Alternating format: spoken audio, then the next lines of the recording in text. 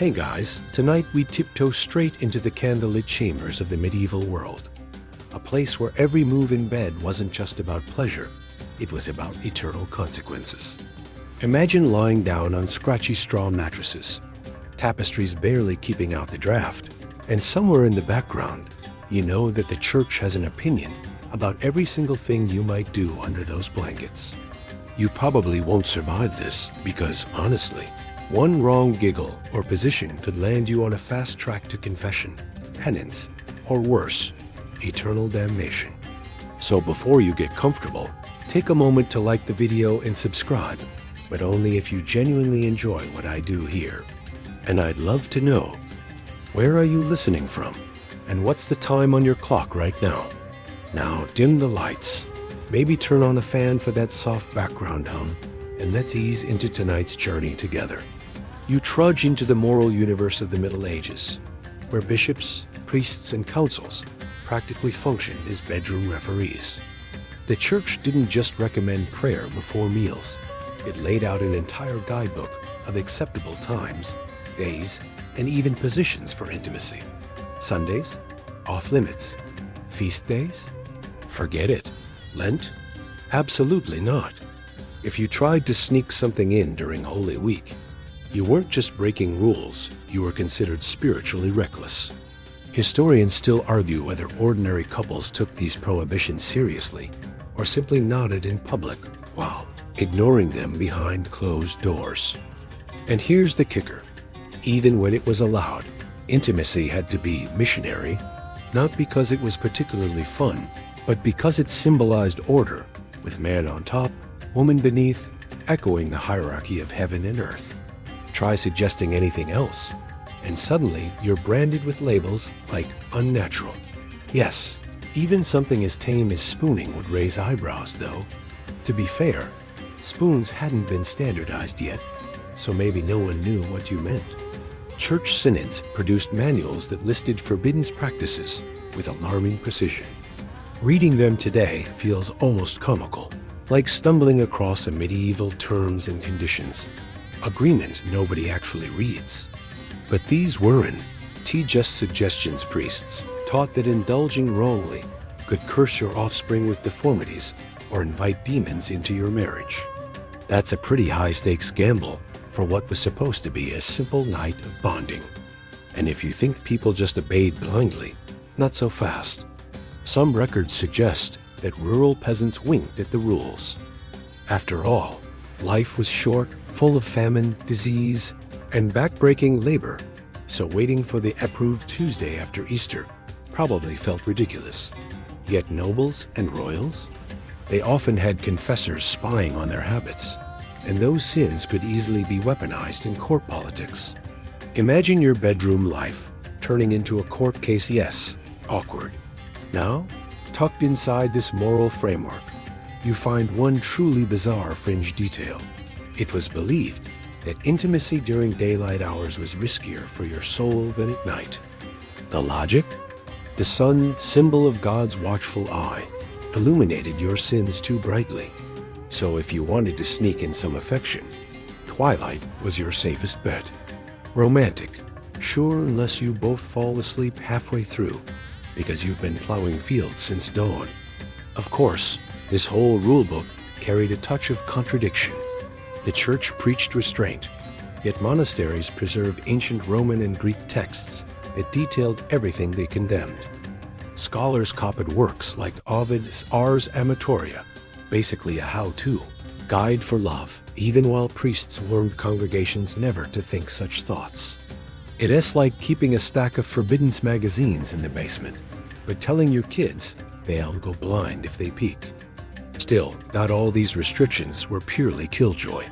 Some were aimed at health, at least in theory. Medieval medical theory tied bodily fluids to personality, and intimacy was thought to deplete vital energies. Men risked losing their heat, while women risked losing their moisture, which, by the way, was considered their essence of fertility. Historians still argue whether this pseudoscience came from genuine concern or was just another way to control behavior. So here you are, under flickering candlelight, with rules stacked against you, You can't pick the wrong day, the wrong position, or the wrong mood, and you definitely can't laugh, because, well, that's the next part of our journey. But imagine this. You're lying beside your partner, holding back a chuckle, and realizing that medieval intimacy wasn't just private. It was practically a public performance judged by invisible critics. It's both suffocating and absurd, a reminder that desire in the Middle Ages had to navigate an obstacle course of faith, fear, and superstition. You ease deeper into this world, where even the smallest gesture of joy in bed could spark moral panic. Picture yourself trying to share a laugh with your partner, maybe because the straw mattress squeaks in all the wrong places, and suddenly, bam, you've crossed into sin territory. The medieval church wasn't fond of giggles in sacred spaces, and that extended into the bedroom. Laughter meant frivolity, and frivolity was seen as a gateway to chaos. If intimacy was supposed to be solemn and focused on procreation, then laughter risked turning it into, well, fun, and fun was dangerous. Confession manuals and penitentials often listed surprisingly specific rules about behavior. Did you smile too much? Did you make playful noises? Congratulations, you might need to do penance. Historians still argue whether this was widespread enforcement or more like an ideal that priests waved around to scare people straight. After all, how exactly do you monitor giggles through stone walls and wooden doors? Unless your neighbor's goat was particularly nosy, it seems unlikely the laughter police were at work. But the paranoia was real enough that monks and priests warned couples, don't to let your bed become a stage for comedy. Instead, treat it like a ritual. The woman's face should remain modest, the man's words measured, and neither should crack jokes about the situation. Imagine being told not to laugh when your partner accidentally elbows you or the cat leaps onto the blanket. Good luck keeping a straight face. One quirky tidbit buried in medieval thought is that too much joy during intimacy could confuse the unborn child. A laughing mother might supposedly pass on silliness or deformities to her baby. The belief tied into the era's fascination with how emotions shaped the womb. Modern science, of course, shrugs at this, but back then, it was reason enough to keep a straight face. And here's where it gets even stranger. While laughter was condemned, some clerical writers argued that crying during intimacy was a sign of purity. Yes, tears were safer than chuckles. Tears meant humility, a recognition of sinfulness, or even gratitude for marriage.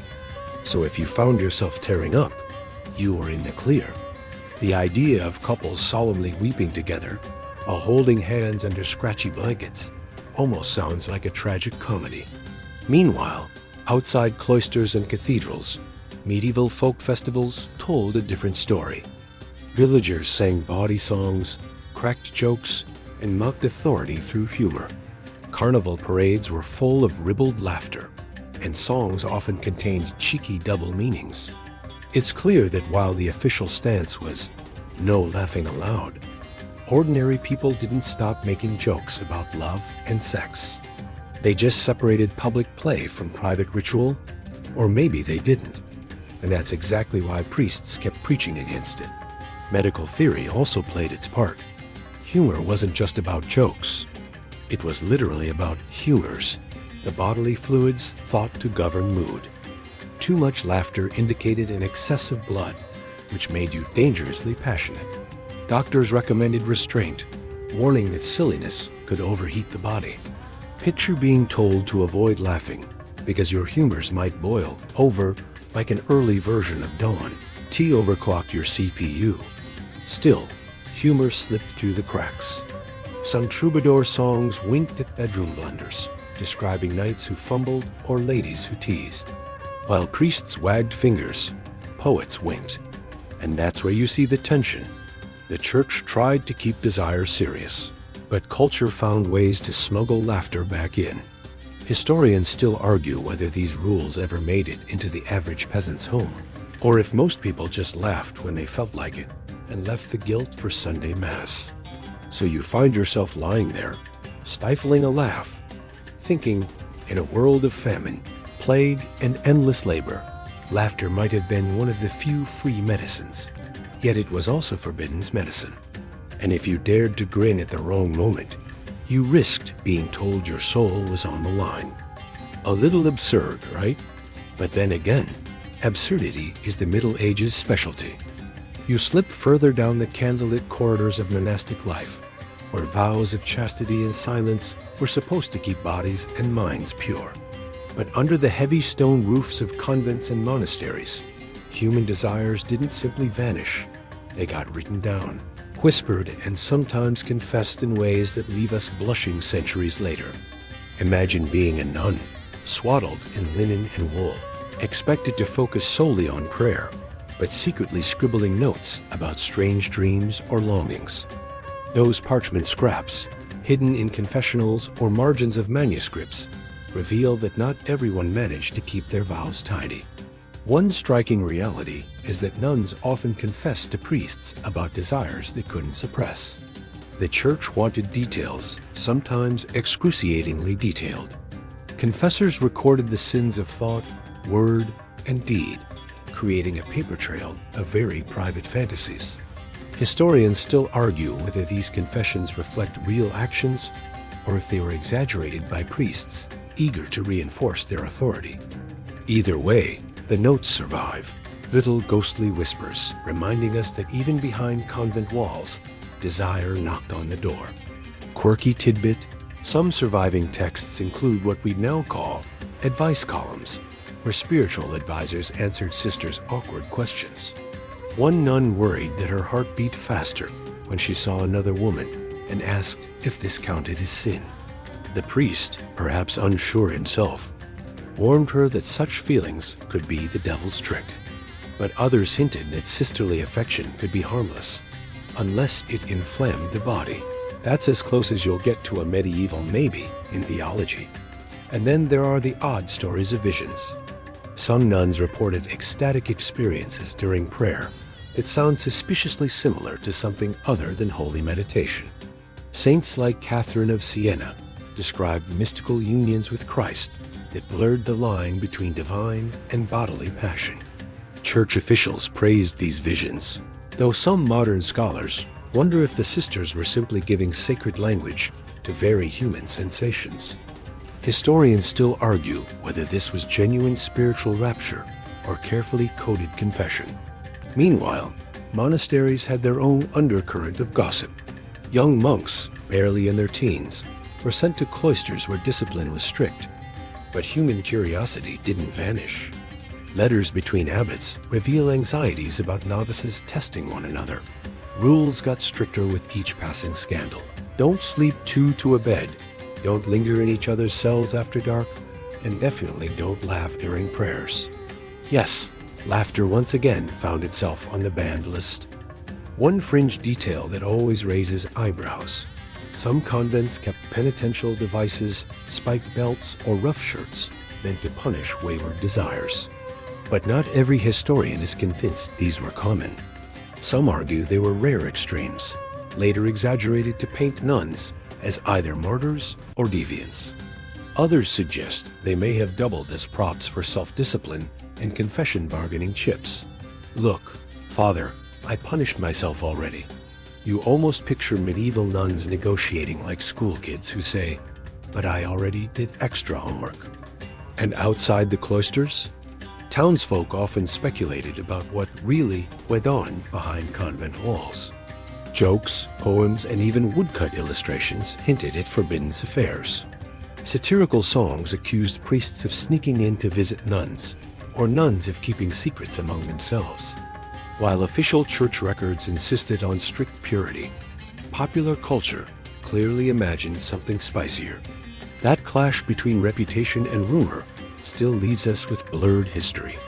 So you picture yourself as a medieval scribe, copying a confession by candlelight.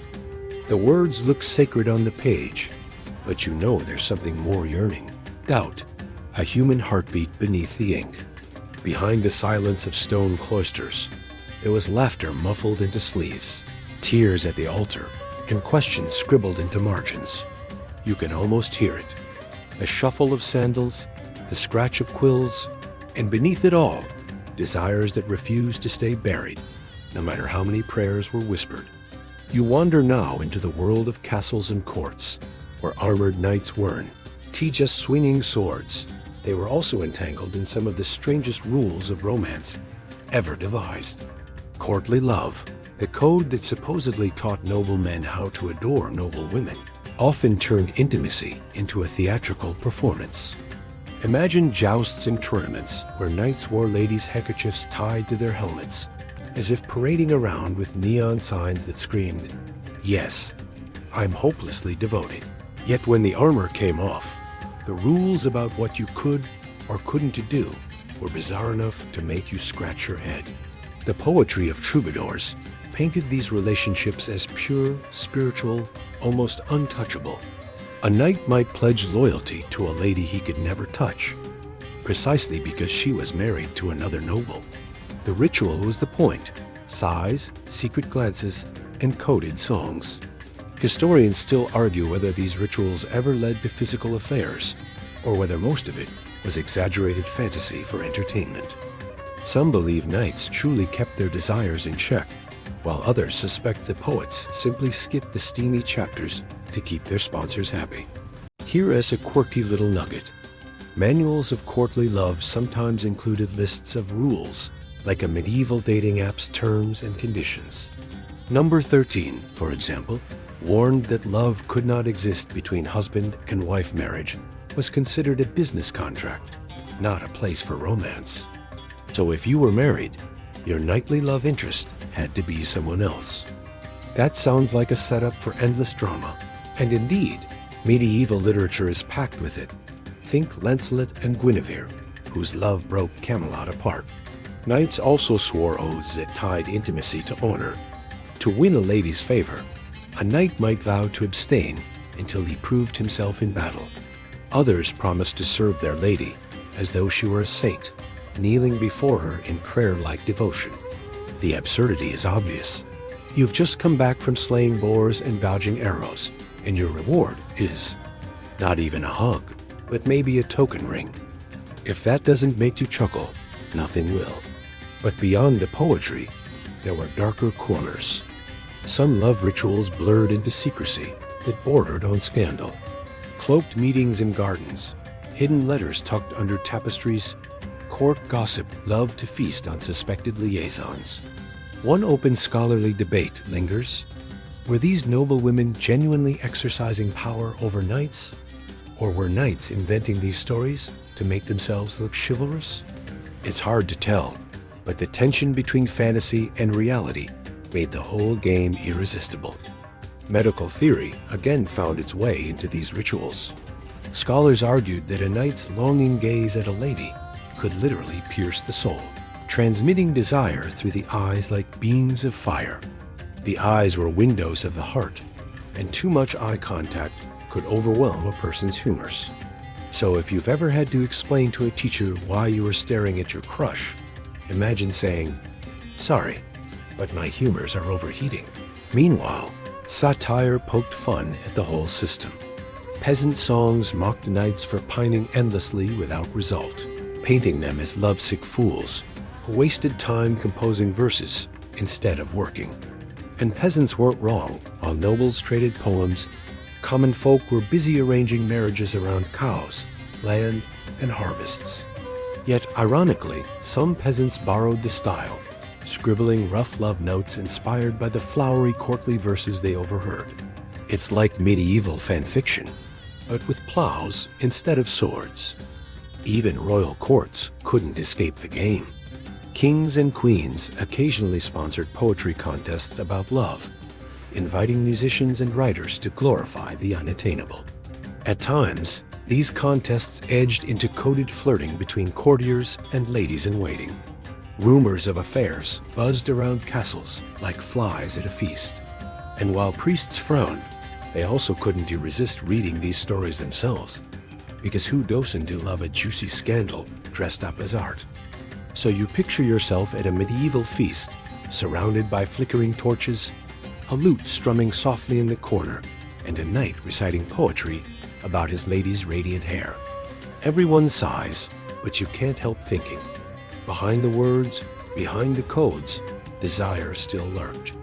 The rituals may have polished it into a game of honor, but under the armor and silk, knights and ladies were as human and as hilariously awkward as anyone else.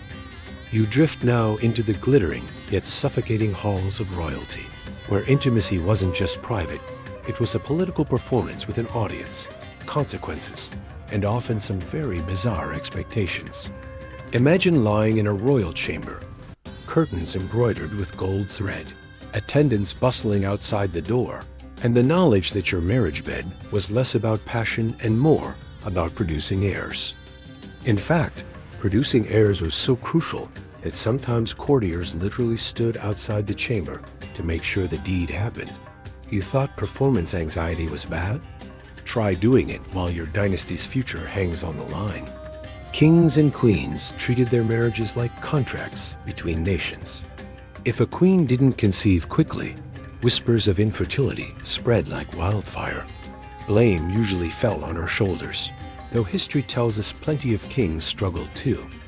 Historians still argue whether infertility accusations were genuine medical concerns or politically convenient excuses to annul marriages.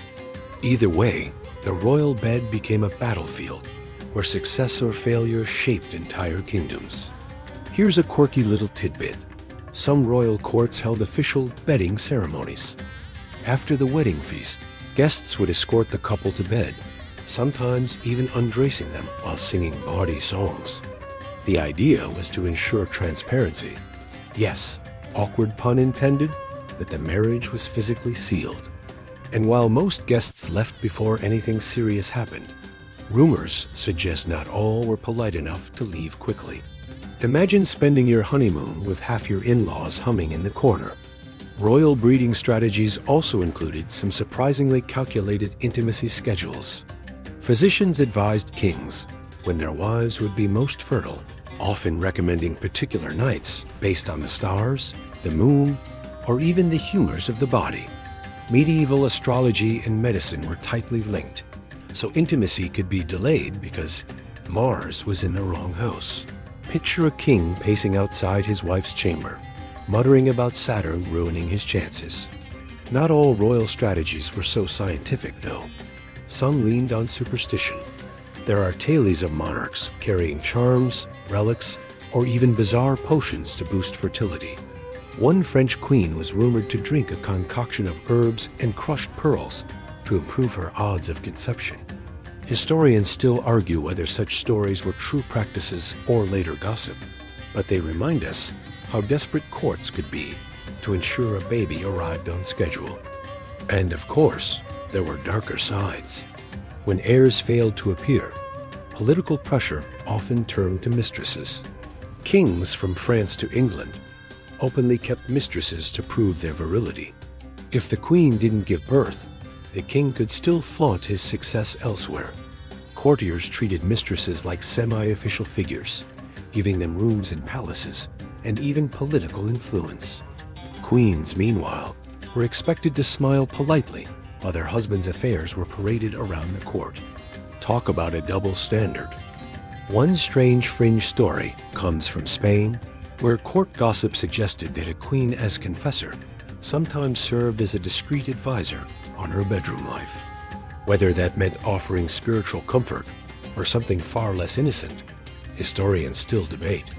But the idea of a priest hovering near the royal sheets gives you a sense of how tangled faith, politics, and desire became at the top of society.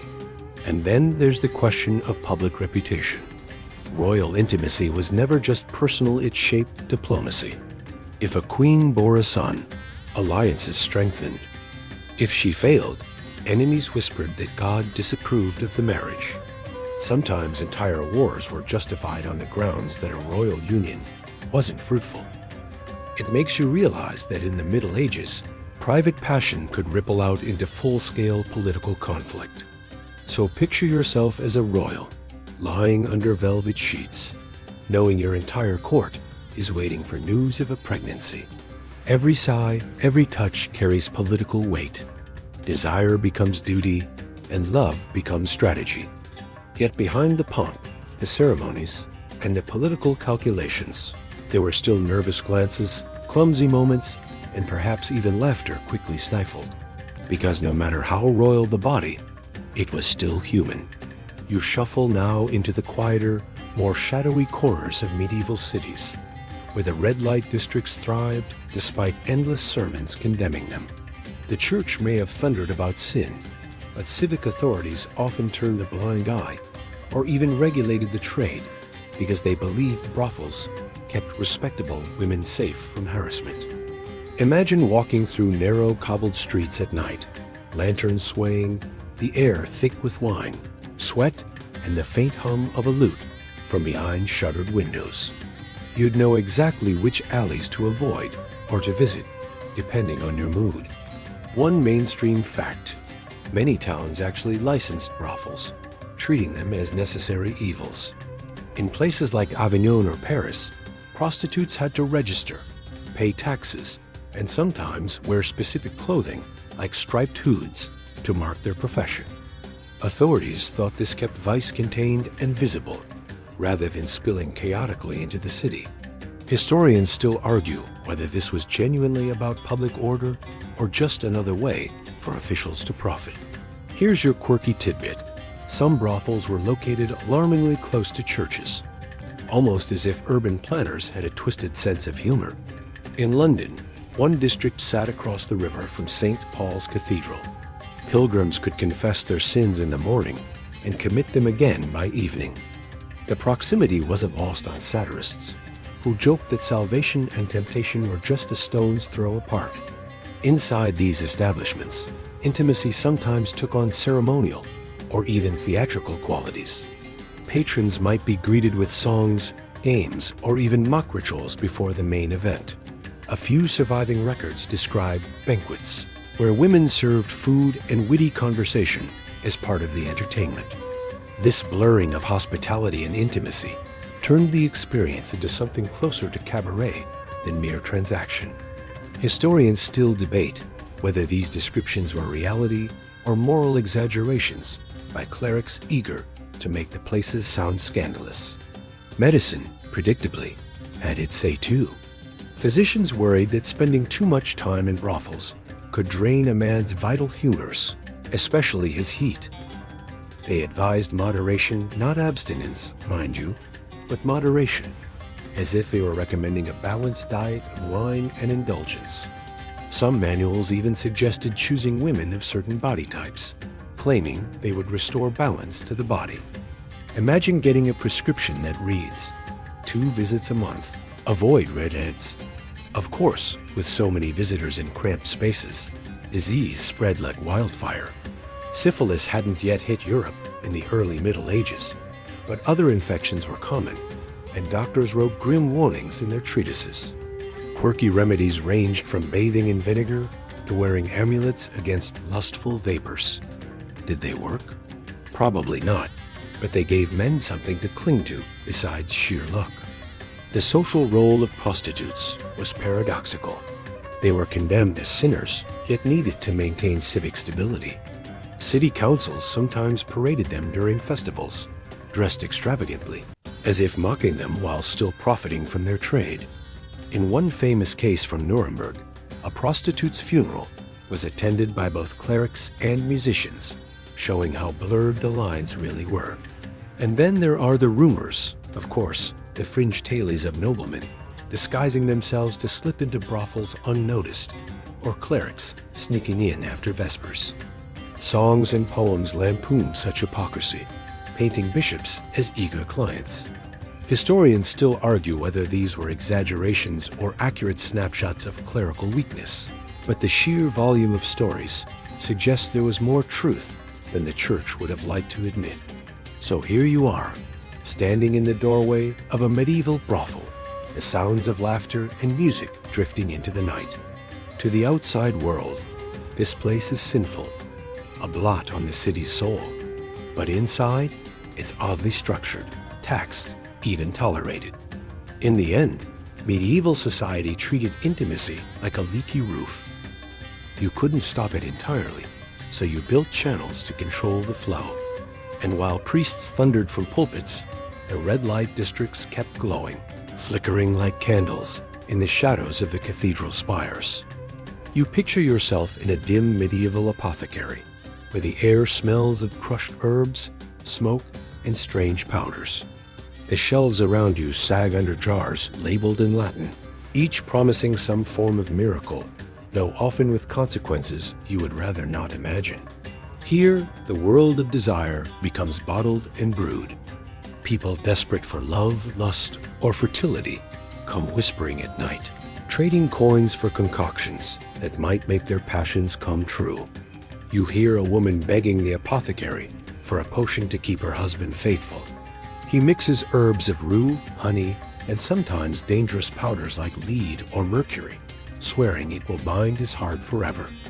Another client, a nervous young man, asks for a draught to stir boldness in the bedroom, only to leave with a vial laced with hallucinogenic plants guaranteed to blur his senses. You imagine drinking one of these mixtures.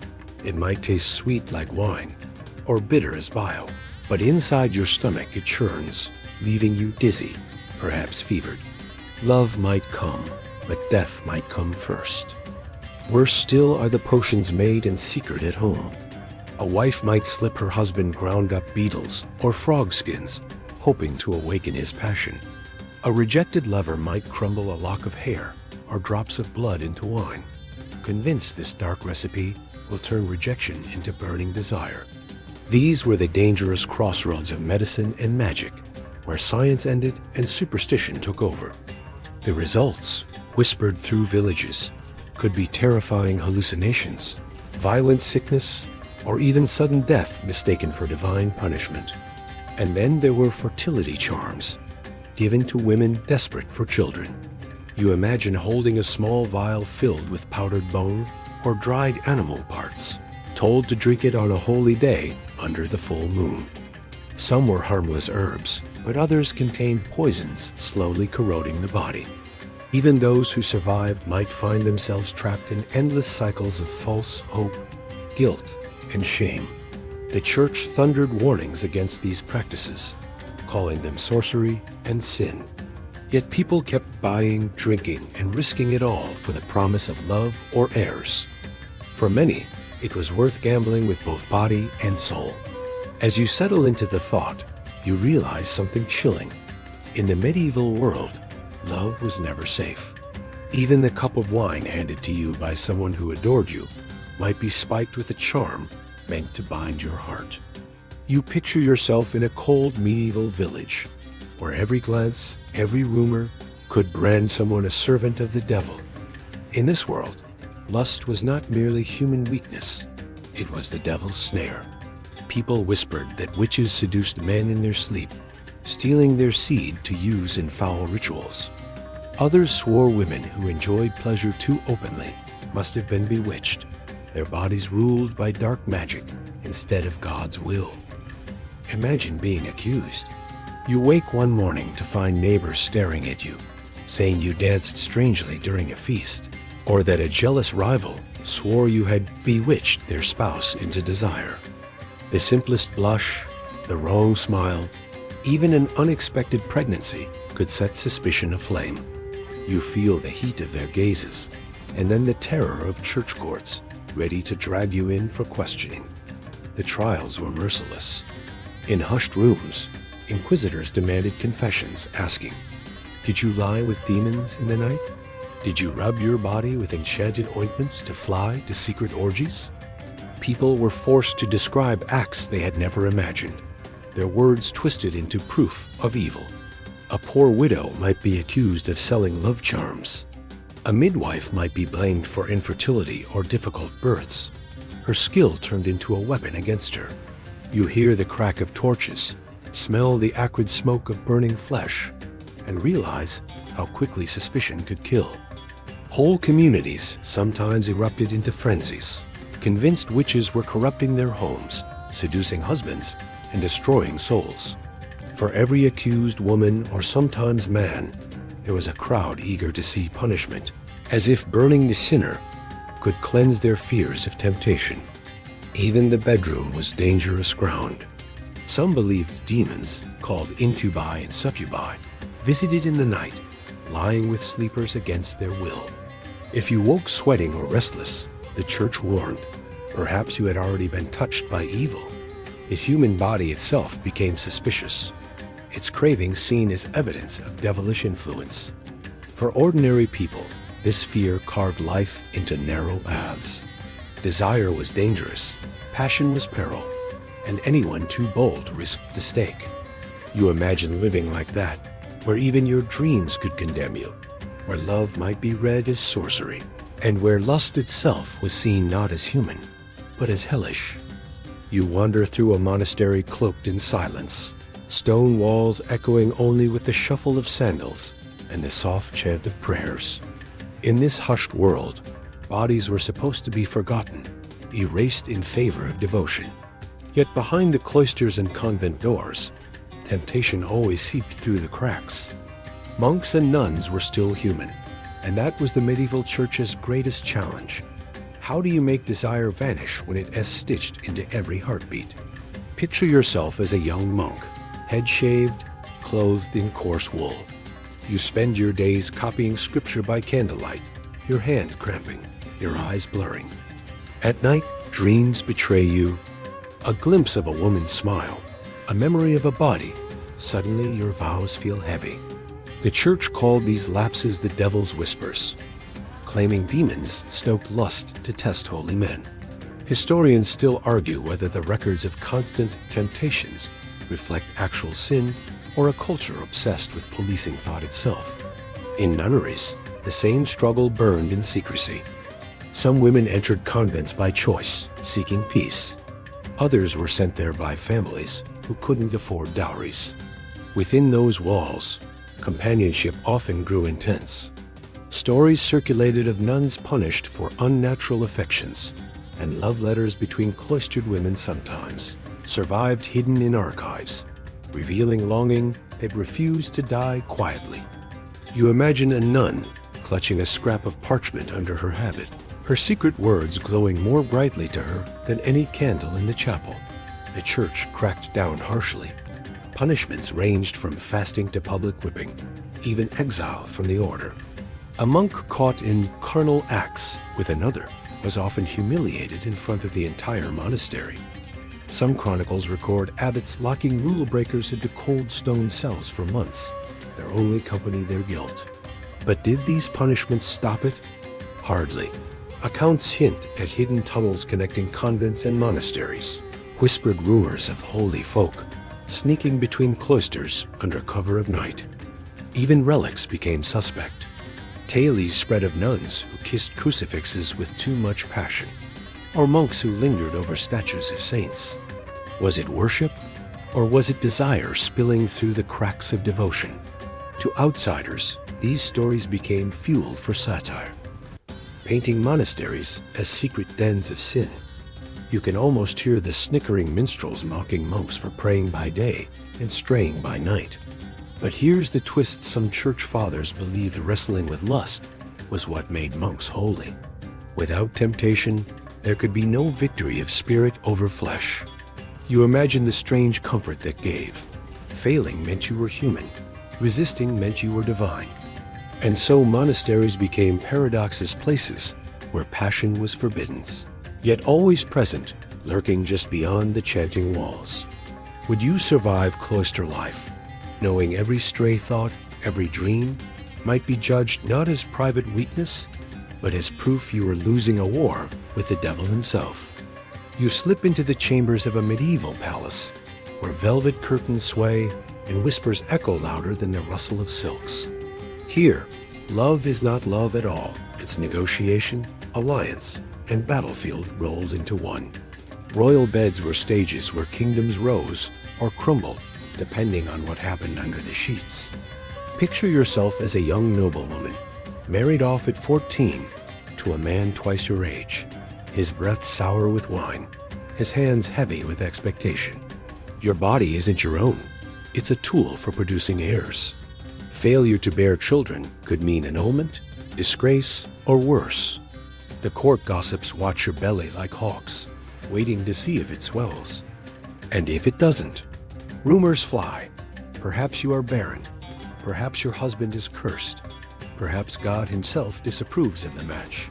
Kings and queens wielded their bedrooms like weapons. A mistress might hold more influence than a council of lords, whispering suggestions into royal ears during pillow talk. Think of King Philip IV of France, whose court was rocked by accusations that noble women smuggled lovers into their towers. Historians still argue whether the infamous Tour de Nesle affair was truth or slander, but its shadow was enough to shatter reputations, imprison knights, and topple royal trust.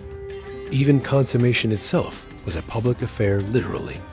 At certain royal weddings, attendants stood nearby, waiting for proof the union had been sealed. Imagine the humiliation of climbing into bed with the weight of a kingdom watching, whispers and laughter seeping under the chamber door. A kiss wasn't just intimacy, it was politics stamped onto your skin. But beds were also battlegrounds. Alliances could break when a king favored one mistress over another.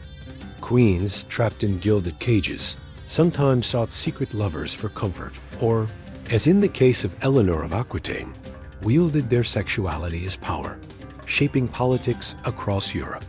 These royal affairs often carried dangerous stakes. Betrayal discovered could mean execution, not just scandal. Even fertility itself became political currency. Remedies, charms, and strange rituals were smuggled into court. Everything from amulets, worn under gowns, to astrologers, choosing the right nights for passion. Failure to produce an heir could spark wars of succession. You picture a queen clutching a relic under her pillow, praying not for love, but for a child to secure her crown. Here, desire is not private. It's watched, judged, dissected, and twisted into power games. In this gilded world, the bedchamber is a throne room, and every sigh, every secret, can ripple outward to shape the fate of nations. Would you dare to close your eyes in such a bed, knowing your every move might echo through the politics of an entire kingdom? You find yourself stepping into a dim cathedral, candles flickering against jeweled reliquaries, the air thick with incense and whispers of awe. To medieval minds, relics were bridges between the earthly and the divine. Bones of saints, scraps of clothing, even vials of supposed blood. But sometimes devotion blurred into something stranger, even unsettling, where worship of holiness leaned dangerously close to obsession with the body itself. Picture kneeling before a reliquary said to contain the finger of a virgin saint. Pilgrims pressed their lips to the glass, trembling, their kisses lingering a little too long. To them, holiness and purity were intoxicating. Desire didn't vanish in the face of sanctity. It sometimes twisted, attaching itself to sacred symbols instead. Historians still argue whether these moments were innocent fervor or the church's own repressed sexuality bubbling up in ritual form. You could almost feel the paradox. Saints were praised for chastity, yet their untouched bodies became objects of near erotic fascination. Some relics were guarded jealously, paraded through streets like trophies. Men and women jostled for a chance to touch them, believing contact might cure infertility or grant romantic favor. A saint's bone might be tied under a woman's gown to help her conceive, while unmarried men carried scraps of cloth from virginal martyrs as charms for finding wives. And then there were visions. Mystics, often women, described ecstatic encounters with Christ that blurred the line between spiritual rapture and sensual experience. Saint Teresa centuries later would describe her heart pierced by divine fire, her body trembling in bliss. But earlier mystics also spoke of swoons, touches, and kisses from holy figures in dreams. For listeners, these confessions could sound uncomfortably like passion cloaked in scripture. Not all clergy approved. Some scolded believers for misusing relics, accusing them of turning devotion into fetish. Yet relics continued to attract enormous crowds, their power tied as much to desire as to faith. You imagine yourself among those pilgrims, heart pounding not only from awe, but from something unspoken, as if the holiness before you stirred feelings that should have stayed buried. In this strange overlap of faith and flesh, the medieval world revealed its greatest contradiction. The very things meant to suppress desire sometimes became its focus. Even in the glow of candlelight, surrounded by prayers, you sense how tightly woven lust and sanctity could become, locked together in the relic-filled silence of a cathedral. You drift into a medieval town square, the air buzzing with music, drums, and the shrill laughter of revelers. Bright banners hang from wooden beams, masks cover faces, and for a brief, wild stretch of time, every rule is flipped upside down. This is Carnival, the sacred season of chaos before the fasting of Lent. For a few delirious days, peasants mocked priests, women dressed as men, and public squares became stages for bawdy plays that would have made bishops faint. Imagine yourself squeezed into the throng, a mask hiding your face. On any other day, your desires would be a dangerous secret. But now, you can laugh at authority, dance with strangers, even act out forbidden fantasies, all under the excuse of festival. The church tolerated it, barely arguing that letting people blow off steam for a few days prevented bigger sins later. Historians still argue whether Carnival was true freedom or just a controlled release valve, keeping peasants obedient the rest of the year. Rituals turned risk. Villagers paraded giant effigies shaped like phalluses, symbols of fertility cloaked in comedy. Mock marriages between men might be celebrated in the open, with bawdy songs and crude jokes. Women, usually silent in church, shouted obscenities in the streets, their voices swallowed by laughter instead of punishment. You hear the music throb, see ale spilling from mugs, and realize this was as close to liberation as many people ever got. Even the clergy weren't safe.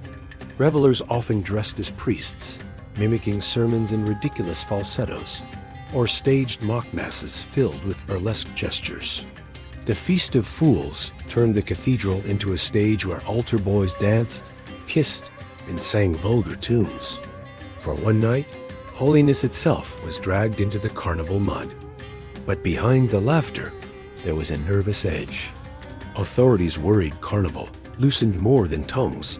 It loosened bodies too. After nights of wine and masks, pregnancies often rose, and whispers of secret trysts clung to the festival's memory. Some towns even tried to ban the looter rituals, only to find the people sneaking them back in each year. You stand there, mask on, free for just a night to laugh at the lords, flirt with strangers, and taste a kind of liberty that vanished as soon as the bells of Lent tolled. In this brief, wild carnival, the medieval world admitted what it usually denied. That desire couldn't be caged forever. You step into a dim, smoky chamber where a physician in heavy robes grinds herbs in a mortar, his table cluttered with jars labeled in Latin and powders of questionable origin.